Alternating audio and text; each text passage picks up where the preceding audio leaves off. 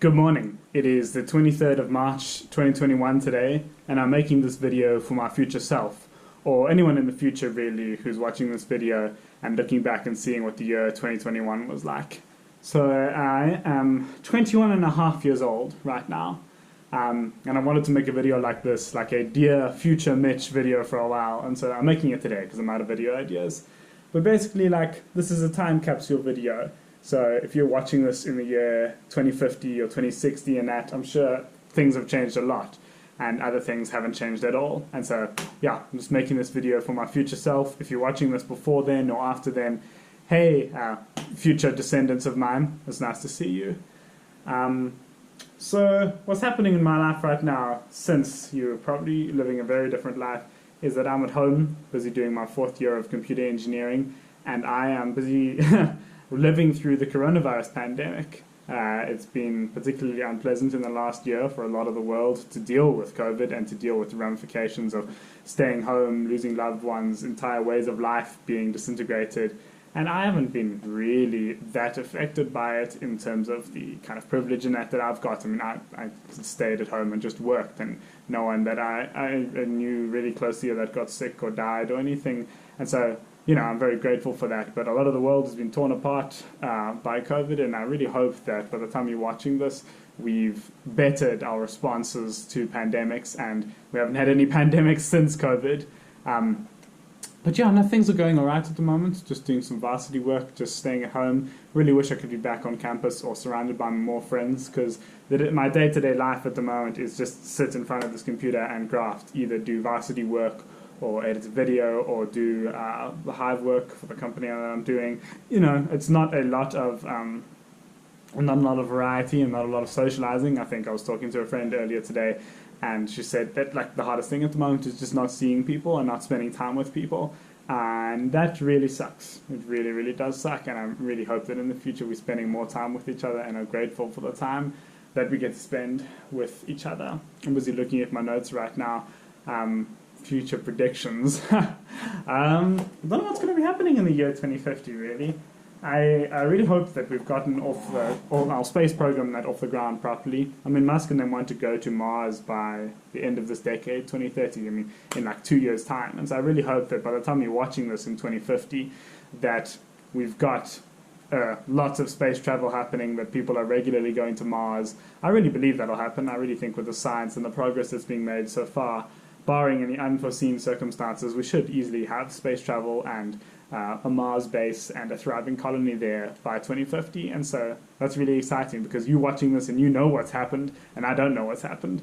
And so that's what I'm really excited for as well. That's one of the things that I think about the most, space travel and where we're going to be in 30 years' time, where the human race is going to be in the solar system. And that's really exciting to me. It's one of the things that I think is most exciting at the moment.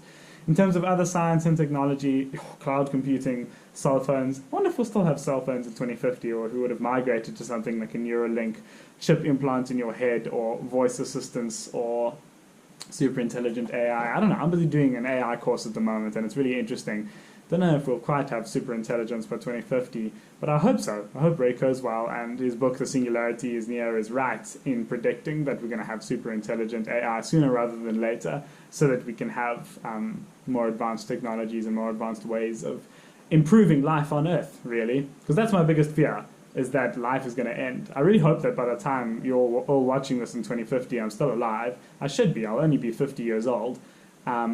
But you never know, man. The world is a crazy place. Bad things happen every day. And, you know, could die in a bus accident tomorrow. Crazy shit happens. I hope I'm still alive in 2050. One of my biggest fears at the moment as a young man at 21 years old is premature death of myself or of someone I love. And, you know, with current medical advances and that, I do believe that by 2050, 2060, and that people are going to be living to 100, 150 really easily.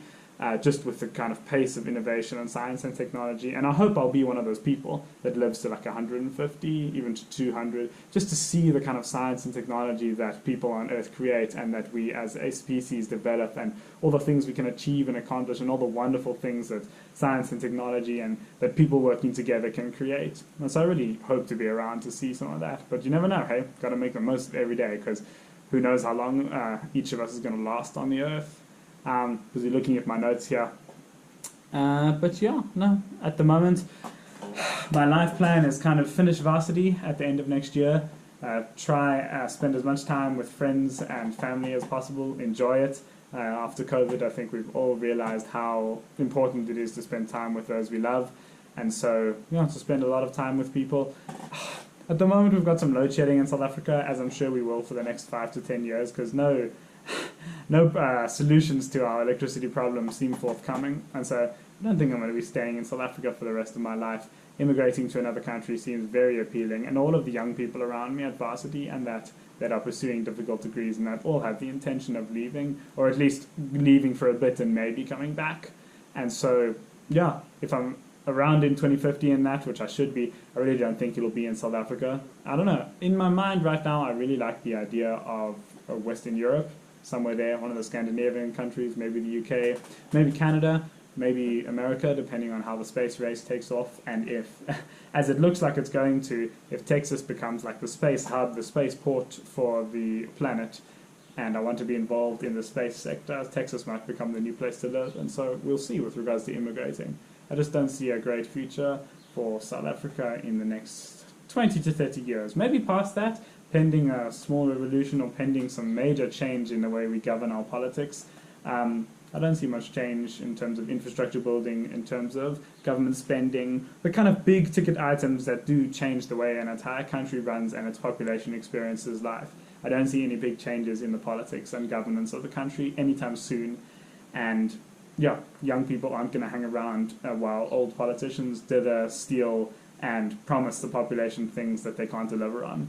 And so a lot of skilled people are going to leave, and myself probably among them. Which is sad, but it's just the way the world works.